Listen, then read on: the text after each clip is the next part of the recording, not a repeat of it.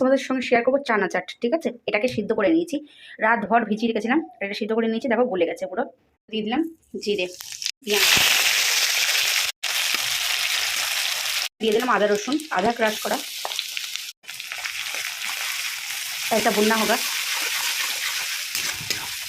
লাল করা পর্যন্ত ভেজে নেবো। দিয়ে দেবো কাঁচা লঙ্কা আর টমেটো, স্বাদ অনুসারে লবণ, হলদি পাউডার, লঙ্কার গুঁড়ো, জিরের গুঁড়ো, মাটন মশলা ভালো করে ভেজে নেবো একটু জল দিয়ে।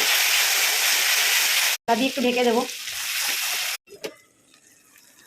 দেখো মশলাটা হয়ে গেছে, চানাটা অ্যাড করে দেবো, অনুসারে একটু চিনি অ্যাড করে দেবো না, তার এটা স্কিপ করে দিও।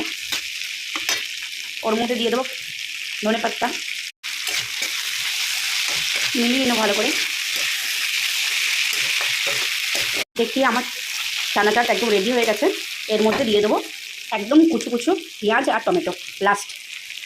সন্ধ্যাবেলা মুড়ি দিয়ে কিন্তু খুব ভালো লাগে খেতে, এটা একবার অবশ্যই ট্রাই করবে। লাস্ট এর মধ্যে একটু টকটক আনার জন্য লেবু দিয়ে দেবো, একটু লেবু রস দিলে কিন্তু এটা টকটক আসবে, যেহেতু আমচুর পাউডার আমার কাছে ছিল না তাই জন্য দিতে পারলাম না। দেখো আমার চানাটা কিন্তু রেডি হয়ে গেছে, এটা রুটি দিয়ে কিন্তু খেতে খুব সুন্দর লাগবে, অবশ্যই ট্রাই করে। কত সুন্দর কালারফুল চানা চাট রেডি হয়ে গেছে, অবশ্যই বাড়িতে ট্রাই করবে, কারণ এটা কিন্তু খুব খেতে সুন্দর। আর দোকানে যাওয়ার প্রয়োজন নেই, বাড়িতে অল্প কিছু দিয়েই তৈরি হয়ে যায়, আর মন মতো খাবার বাড়িতে অল্প কিছু মশলা দিয়েই তৈরি করে ফেলতে পারো এরকম দোকানের মতো চানা চাট। আর অবশ্যই পেজটাকে এরকম ভিডিও পাওয়ার জন্য ফলো করে নিও। আর ভিডিওটা ভালো লেগে থাকলে অবশ্যই একটা লাইক কমেন্ট শেয়ার করে দিও। আর আজকের চানা চাট কেমন লাগলো অবশ্যই কমেন্টে জানিও।